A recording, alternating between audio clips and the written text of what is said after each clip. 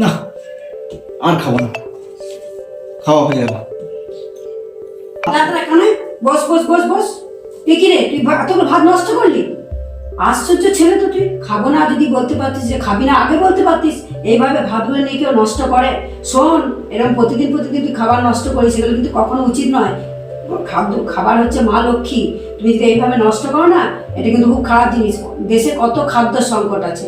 তুমি এই খাবারটা অন্য যদি কেউ খেতে পারতো, তো অন্য কেউ খেতে পারে। তুমি এইভাবে নষ্ট করছো খাবার, প্রতিদিন এইভাবে খাবার নষ্ট পাঠিয়ে না, নিজেকে চেক করো।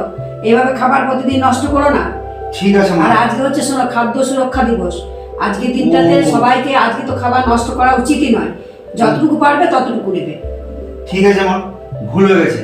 আগামী দিনে এরকম যেন ভুল না হয় আমি সেই চেষ্টা করব। সত্যি তো ভুলে গেছিলাম, খাদ্য সুরক্ষা দিবস।